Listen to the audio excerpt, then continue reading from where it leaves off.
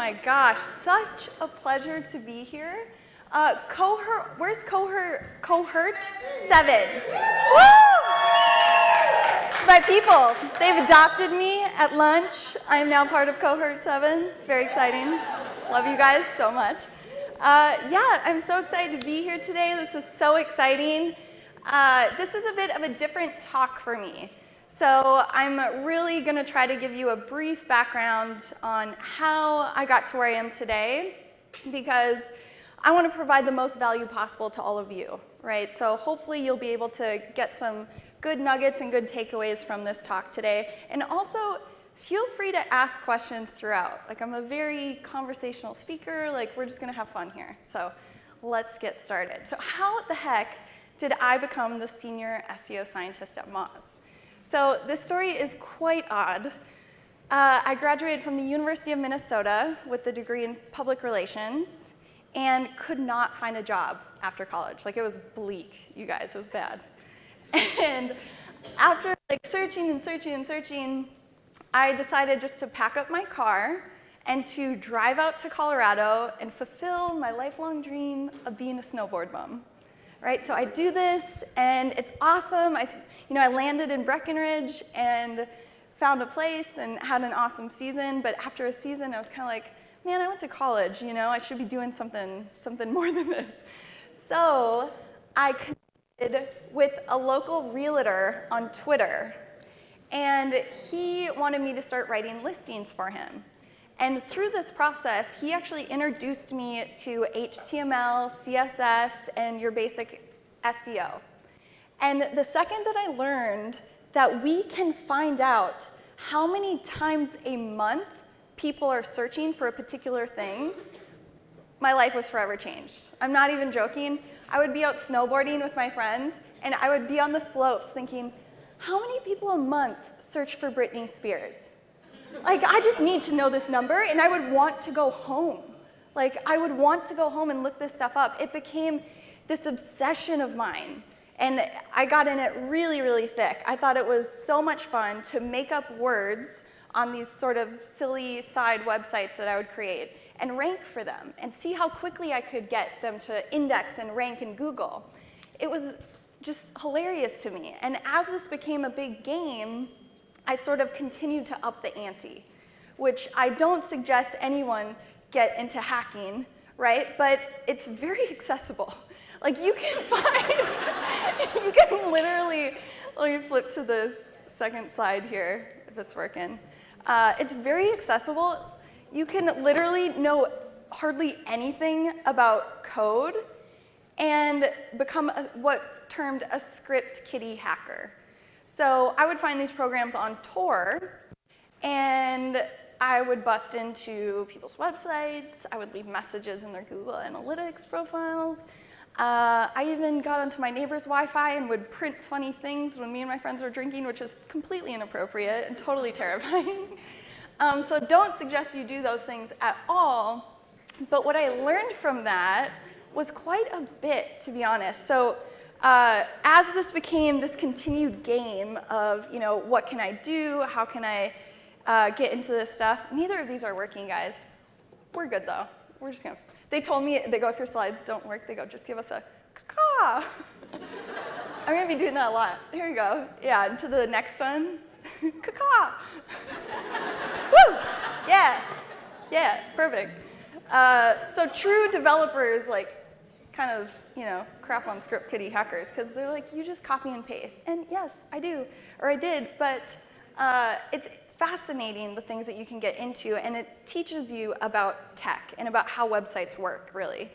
But I planned 6 months in advance to rank #1 for Burton US Open, day of the snowboarding event in Vail. And I knew that in order to rank in Google, you had to do 2 things. You had to have really good, unique content, and you also had to have backlinks. And backlinks just basically work as this third-party credibility signal, right? It's a lot like real life. If 3 people completely unrelated to one another told you something, you would probably believe it to be true. It's the same thing for online. And so I worked really hard building all these links and creating unique content. Dave, the event rolls around, and my crappy little website ranked #1 above Burton.com for Burton US Open, which is unheard of. I thought it was kind of cool. I was like, I'm going to get a job with Burton. This is my dream. And they actually did contact me. And they asked me to take the site down. And then they said, we would love to have you out for dinner. Like, we hear you're local to the area. Like, would you please come join us? I thought I was in. I'm like, this is it. Like, I'm going to get a job at Burton. I can tell them all about their security flaws and what we can do. And they asked me all of the questions at this dinner, and I answered everything. And you guys, I'm just like the worst hacker of all time. But I basically gave them all the information, how I did everything. And then they go, thank you so much for coming out tonight. Like, it was really nice meeting you. And they all left. I was like, all right, okay. Not exactly what I thought was going to happen, but it's okay. But what was funny is I was sharing some of these stories on Twitter, and other people saw it, and they thought, you can do this and get paid. Like, why don't you join this agency over in Vail and learn a little bit and get more comfortable in this space and do it for business? And so I partnered up with someone over there, and we had a blast for a year. And then after that, I created my own agency called Pride Marketing, and we focused on boutique medical marketing, and it was so much fun. And then after about 5 years, I was contacted by Moz, and here we are. So that's kind of that in a nutshell, but really bizarre kind of around the world journey. So there's a couple elements, I think, that led to my success. One of them was this wasn't work for me. I genuinely love this space, and I have so much fun. It's a game, like I said, it's just such a blast. Secondly, if you're having fun in the space and you're competitive, right? If you can have fun playing with this stuff, you're automatically going to be curious. That's just how it works. And so I think a big part of this as well was staying informed on Twitter. I followed SEO influencers religiously to the point of I would meet them in real life, and they assumed we had met before because I had just literally been pinging them all the time on Twitter about stuff. So highly suggest, taking some of this stuff into consideration because it really does pay off. Let's see, what do we got next? Oh, this is my unpopular opinion on mentors. So some of these people I never thought in my wildest dreams would even give me the time of day, I now consider friends. And the reason why I think this happened was, one, I would put myself out there, right? I hustled to get into these conferences that I couldn't even afford to attend. I made videos, super pathetic. I would literally make these whiteboard videos of things I could do to help them out at the conference for a discounted ticket. And I think they felt so sorry for me. They were like, okay, she can go. And I would show up, and I was just obsessed. I knew, this person loved cupcakes, and this person's dog was named this. And, I was just obsessed. And something I never did was ask someone to be a mentor. I never walked up to someone and said, hey, will you mentor me? I never walked up to someone and said, hey, will you give me this? I want this, I need this. It was always, I would flip it, what can I do for you? What are the things that I know I'm good at or that I can provide value to you? And that completely changes the game. Now you have a true relationship and friendships that are bonded because of that. And I think that's so much stronger than finding a mentor. I really do. It's a two-way street, right? So yeah, I just wanted to throw that in there because I think that's really, really important. Who here is aware of imposter syndrome or struggles with it? Yeah, this is a huge, huge thing. It's crazy. That voice inside your head can just go fuck off, right? This is nuts. Yeah.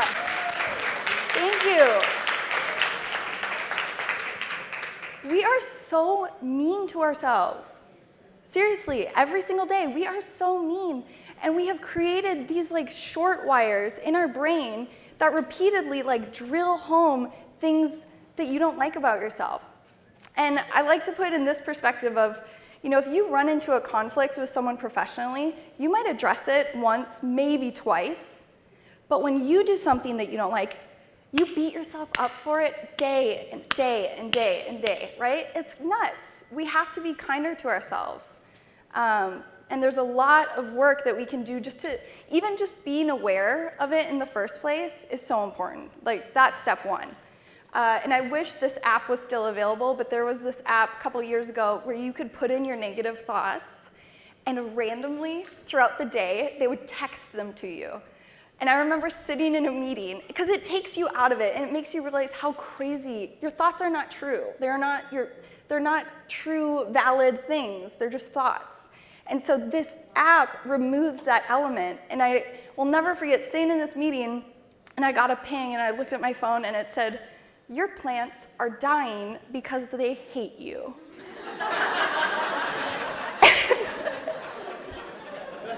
I was sitting there like, this is so stupid. Like, this is the craziest thing ever, right? But it's so important that you take some of those thoughts that you have and separate yourself from it. Big believer in that. So I've been thinking a lot about this talk, and I thought, well, what are the ways we can start to mitigate that? Because quite frankly, you have to, right? In order to excel and to just be efficient at your job, you have to sit with imposter syndrome. You don't get rid of it completely. No, I don't think anyone does. But to acknowledge it and to just kind of let it go, right? So first up, just becoming aware of your negative self-talk. So how you speak to yourself matters dramatically. This was a podcast that someone suggested to me on Twitter, and I've listened to it several times. So it's the podcast, The School of Greatness, and it's episode 695 with Marissa Peer. Unbelievable what your thoughts do to you. Like, really quite terrifying. But she puts all of this in perspective so beautifully that I highly suggest anyone in this room that struggles with that, please give this a listen. It's really, really important stuff that affects your everyday life. Practicing good posture. So this might seem like, whatever, like, oh yeah, I should be doing that. No, it actually affects your self-esteem, and it actually affects how others perceive you. There's this book out right now, The 12 Rules for Life, and this is the first rule, is good posture, is sitting up straight, shoulders back, and he tells a story about lobsters that's really cool, and how lobsters posture for one another. And if you don't have good posture, you're signaling to other people like what you deem your self-worth. And you can actually, create different opportunities very subconsciously if you have good posture. I know it seems super silly, but I think these are important things that you guys can do, right now. Like, it's the most simple of things. And then if anyone who's seen the TED Talk on your body language may shape who you are, so I power pose before every talk. It's super embarrassing. It's so funny. I'm usually in the bathroom, and I'm standing with my hands up, and I worry that people see, but yeah. It makes you feel better. It's crazy. There's a reason why athletes do, they make themselves big. So if you're in a meeting and you're feeling, a little nervous or insecure, make yourself big. I swear it works. It's so funny. Meditate or do something you love for just 5 minutes each day. And I know people are like, oh, I can't meditate, I've tried it, that's fine. But just even just recognizing how you're breathing, or another trick I like to do before going on stage, because I get nervous every time I speak, is I wiggle my toes. It's it helps me get out of my head, where you start to get so panicked. I'm like, pull a fire alarm, pull it. Wiggling my toes is like, oh, okay, I'm here, I'm okay, it's fine. I'm gonna stay alive, it's good. All right, and also, this might be the most important slide of this whole talk, is everyone, literally everyone that you're learning from and paying attention to, none of us know what the hell we're doing. Literally, no one knows what they're doing. We are all trying our best and doing different things, but it's so hilarious. There's no blueprint for this stuff, especially in marketing. There's no blueprint, right? So feel comfort in the fact that no one knows what they're doing, so just doing your best is incredible. I love that. We're going to dive into top SEO tips. So I'm really excited about this because I have heard through the grapevine that you don't get a ton of SEO background in marketing, and that's so common, right? This happens all the time. And when you go into the workforce, they almost expect you to have some level, which is a little bizarre. So hopefully I can give you some of that today. The worksheet that was printed out was something I actually created for internal employees at Moz, because my biggest pet peeve is that, this is our secret, okay, because we're friends now, there's all these people that work at Moz. Not everyone knows what SEO really is. How crazy is that, right? And in order to create optimal products and optimal messaging, I have driven it home that we all need to know what fundamental SEO is and what it does. So I've created this internal SEO course for employees that I'm super passionate about. And every time I've done it, the homework assignment has been to read the beginner's guide, which is something I recently rewrote. Talk about imposter syndrome. I thought it was sick every day about it. I rewrote it, and no one has yet to read it for this class, because I realize it's somewhat of a big ask, right? It's a little bit bigger, it's a PDF, but for whatever reason, people don't read things. So I thought, okay, at the bare minimum, how do I boil it down? And this is the sheet of paper I came up with. And now I make the entire class read it before we get started, because these are the bare minimum things you have to understand about SEO. So I hope that gives you sort of a foundation, right?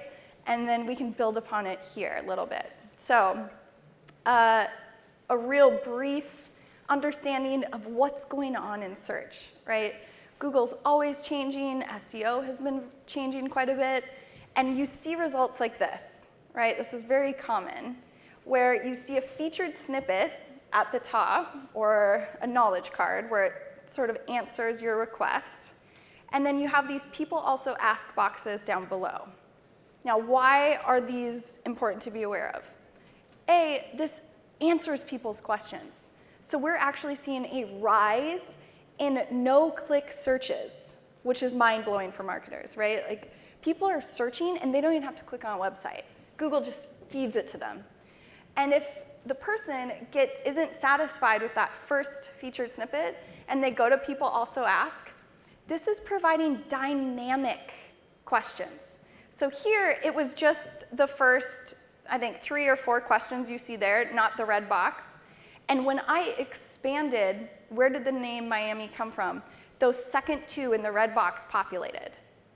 Now if I go back and I expand this other one, it changes.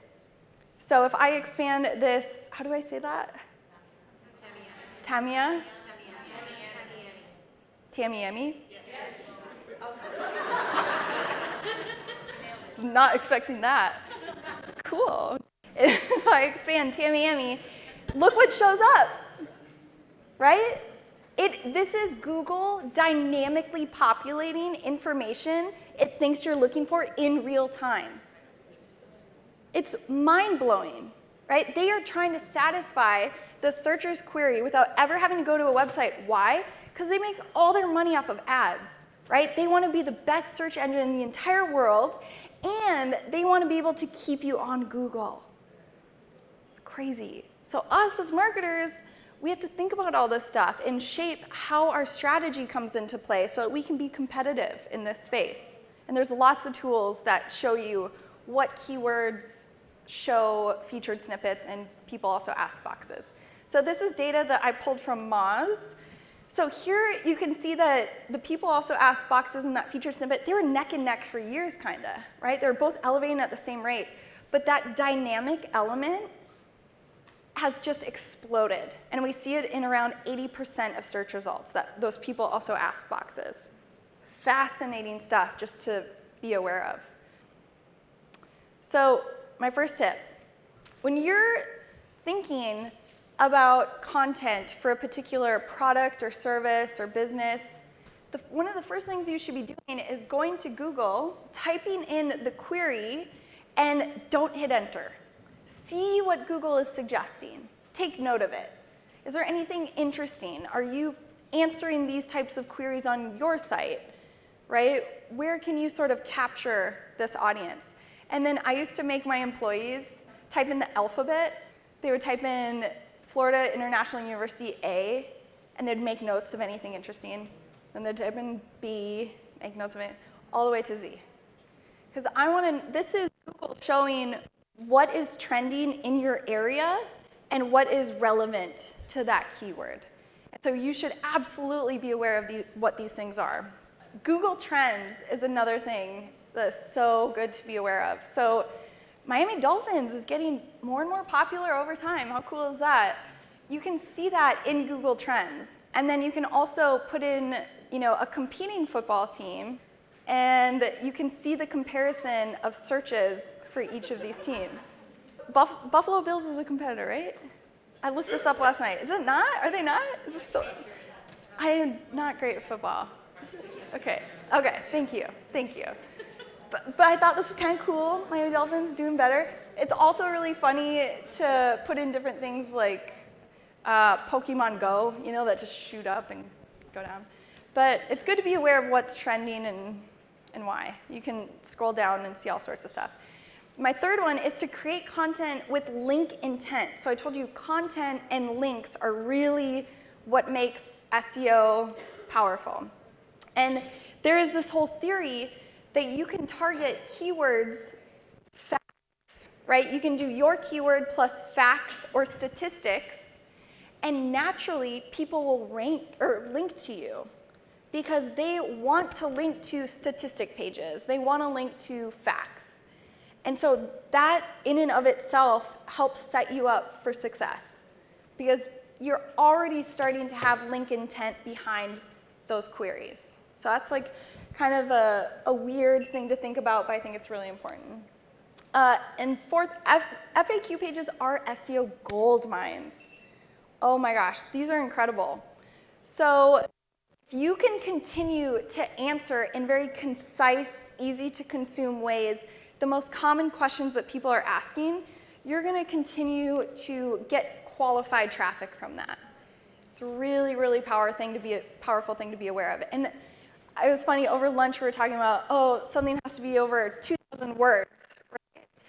But now, because we see Google answering things in these very short sentences, it's almost like they want concise, they want compact, they want fast. And so serve it to them in pages like this, and you'll do very, very well.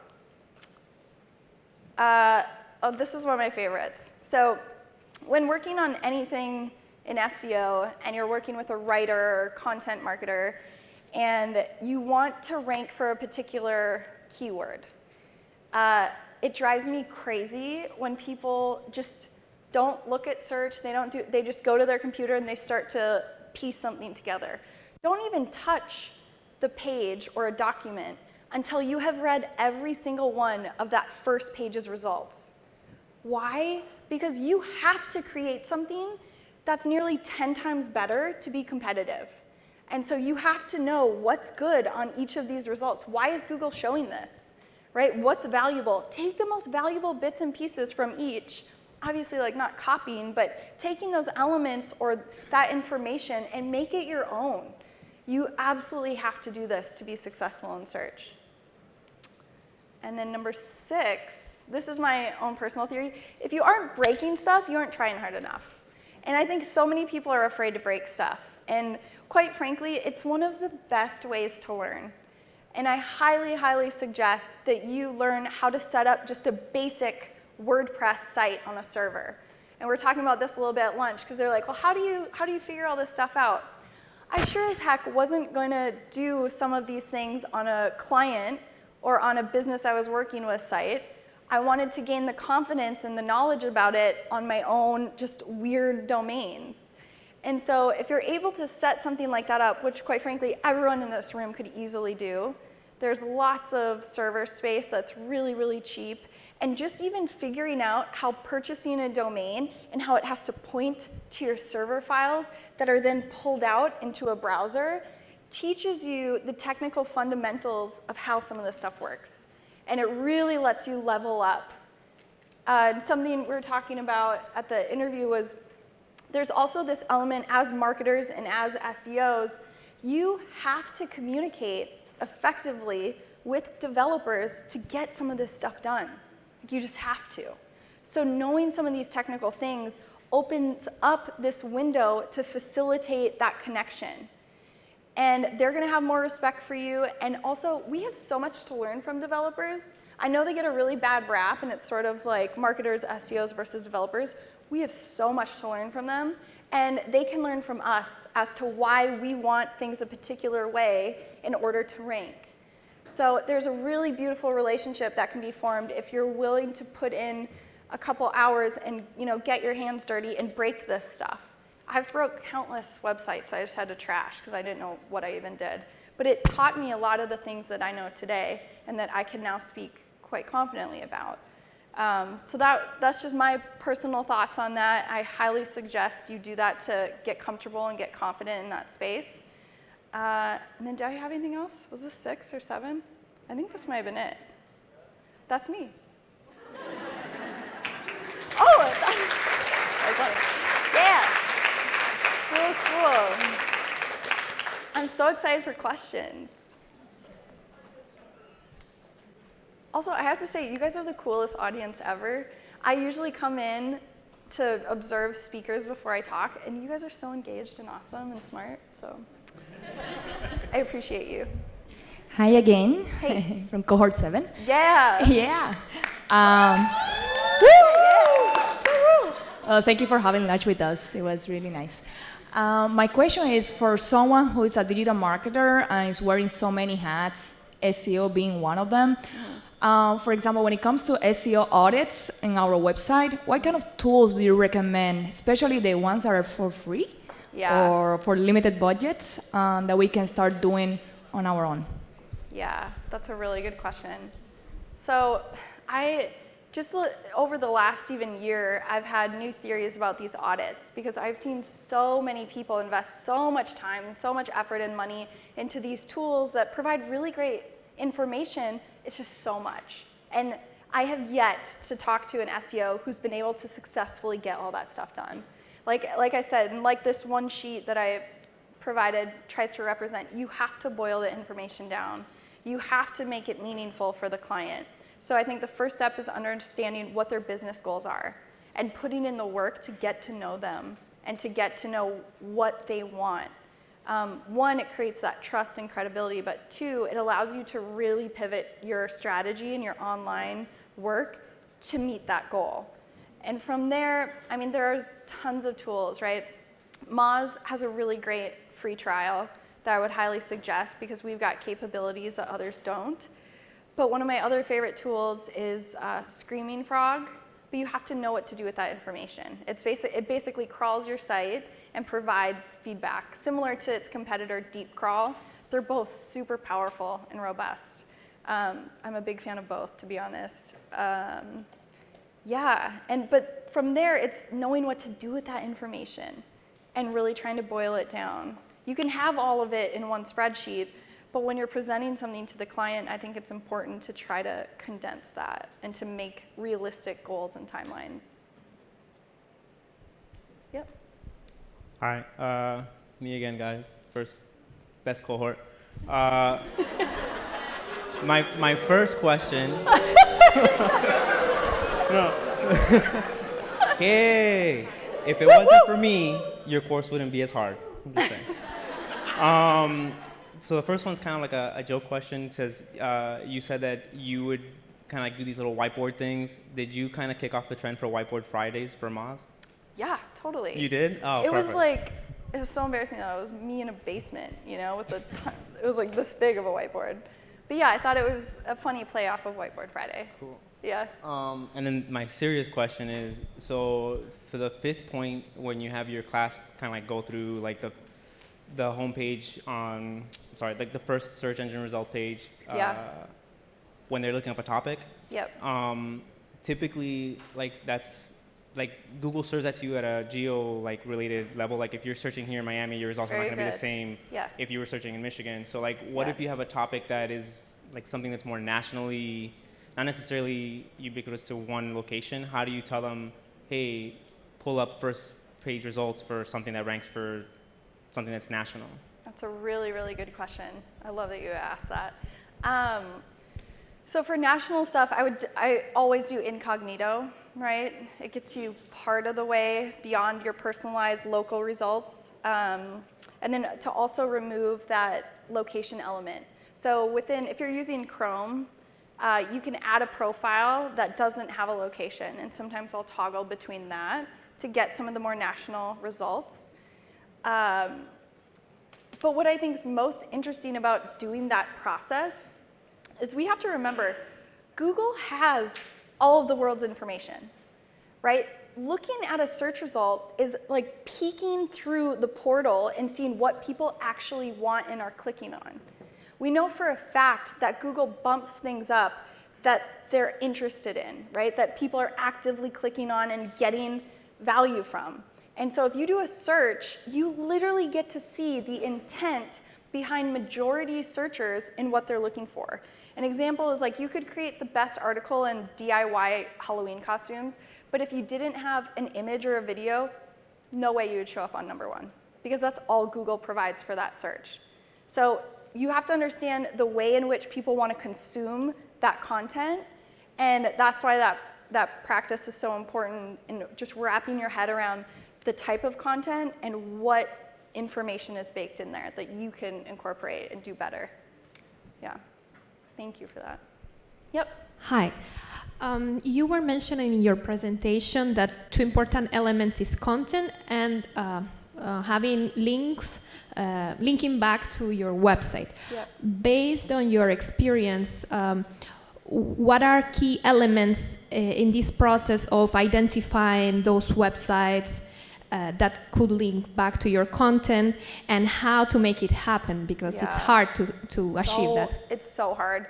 The conversion rate on links is depressingly low, right? So there are ways to be a bit more strategic. One of my favorite things to do for link prospecting is to put in competitor websites and then put in my website. So you can do this in Moz, you can do it in SEMrush or Ahrefs, but it's a comparative link profile. So for example, if let's say like Moz's website's here, Moz has a unique link profile, and so do our competitors. So if I put in Moz and these other competitors and I ask these tools, what commonality links do these competitors have that we don't have? Because if they're in the same space as us and they have a link from this domain, why wouldn't we have the chance to potentially get a link from them as well? So that's usually like step one. But there's also even easier ways of doing it. One is a lot of websites don't know what page is 404 on their site, meaning not found. Oftentimes, there are links pointing to 404s, meaning that this website thought this was a really great thing to link to at the time, linked to it, and now the page is no longer there. What happens to that authority? It's dropped. So if you're able to recognize what those 404, those broken pages are that have links, and 301 redirect them, instant gratification, basically. It's awesome. It's the easiest way to do link building. It's just reclaiming those lost links. So that's one of my favorite things. And then the other is, it's kind of chicken or the egg. If you create a really great piece of content, people will naturally link to it. And people love themselves, and they love where they're from and their names. And it's so funny how if you start to look at content where you can pull at those emotions. For example, there was a site recently that launched, enter your name in this search and see how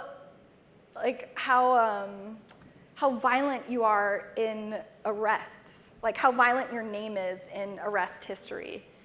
And going, that's crazy and fascinating and interesting. So it's directly relevant to different individuals with the same name, but you can do this on so many levels, right? You can look at geolocation information and tie that back to an audience and say, these states had a higher search in Fox News than they did CNN, and they voted Republican. And that's something I did recently on Moz. It's wild what you can find. and powerful stuff. Again, this stuff is just kind of digital psychology. So I think if you use the data and you use different research elements that are personalized to people or regions, you automatically will get links as well. Yeah. Yep. Hi. Oh, okay. All right. So as of recently, I found myself doing more content writing, and SEO is definitely not my strongest suit by far. And I developed the company I worked for, a website on WordPress. So I've been using Yoast recently. How powerful do you think that tool is? Do you think there's anything better in terms of really kind of making sure that your content ranks? Yeah, that's a really good question. I really do love Yoast. I think it's great to evaluate all the other ones.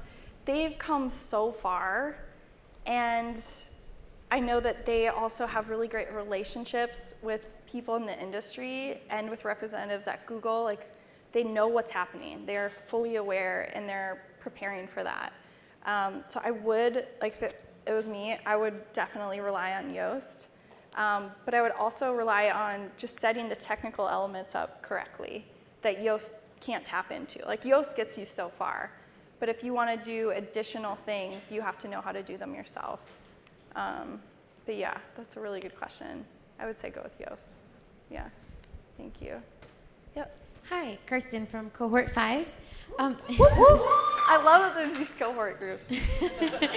I wanted to ask, you had mentioned some coding at the beginning. If you felt like there's some fundamental languages that basically we should know or get familiar with? Yeah, good question. And I think it's way too easy to stand up here and be like, Python's the best because everyone's using it, it's super cool and easy to understand. But quite frankly, so a lot of times, like, it doesn't matter as long as something's doing what you want it to do. So one of the ways that I've picked up bits and pieces of programming language is YouTube, believe it or not. So there are incredible YouTube videos on programming. It walks you through everything. I learned how to develop this script on my server 5 years ago when I was living in Vail, and there was a coffee shop across from my office that occasionally had this special for lunch that I obsessed over, and they would always have it on their website. But I was sick of looking at their website every day and being like, oh, it's not there, oh, it's not there. So I found a YouTube video that basically taught me how to write a script to crawl their site every morning. It was on a cron job, and to send me an email notification if my preference was the special of the day. Like, you can get programs to do incredible things for you. And it's getting more and more accessible. So this last year, and I mean the last 4 years, I've been really passionate about things like that and just getting your hands dirty in, you know, whether it be YouTube programs or whatnot, but also machine learning. I am insanely passionate about machine learning because I see that that's where everything's going. Things are going to be automated for us. I have already gotten meta descriptions to be completely automated. Granted, they're not always perfect, but they get you halfway there, right? There's really, really powerful things that can be done with these things, and big corporations like Google and, I mean, OpenAI a little bit, but they're trying so hard to make this stuff accessible. And so another thing I would highly suggest you look at is Google Code Labs. And they walk you through these processes step by step. And they tell you how long it's going to take you and what it is that you're going to accomplish. So within 15 minutes, I had my computer camera working to recognize whatever's in front of it and to say what it thinks it is. And I was giving a presentation a couple weeks ago, and I handed it to the audience because I was curious what it would think the audience was, and it thought that an audience similar to this was a restaurant, which I thought was really interesting. And then I handed it out, and people were using it, and the most fascinating, like, hilarious things came up. But my biggest thing, too, is if there's biased or racist data in these training models, that's going to come out that way. And it's so important to know that that is what's already happening and to integrate more diversity in these spaces. Like, there's no reason why we shouldn't have a diverse board on all of these companies that are making huge efforts to solve for this stuff. Kaggle is an open source data science competition platform, and you can see what companies are doing on there for machine learning. And one of the ones that has been blowing my mind is the TSA has put up $1.5 million to data scientists to predict potential threats, right? And this is real life. Like, this stuff is crazy. And the data that they've provided, in my opinion, is quite slanted. And that's not fair, right? So we have to have people sitting in on these conversations to accelerate them and make them fair. It's a huge, huge kind of blind spot, in my opinion. But as far as, sorry, I got off topic there, learning the code, here I am. Yeah, just trying stuff out. And like, everyone's afraid of the terminal on your computer. It's that little black icon where, you know, you think hackers live, and don't be afraid of it. Don't be afraid of it at all. It's so, like, literally, if you have your computer right now, open it up and just all in one word, type in who is, and then type in your website, and it'll show you the domain registration information. There's all sorts of things like that that you as marketers should be able to just feel comfortable doing. And that's what's so exciting about that space too, is like, you can just keep learning about this stuff and make it easier. Yeah, good question. Cool, and I think we're out of time, right? I don't know who I'm looking at. You good? All right, thanks guys. Thanks guys.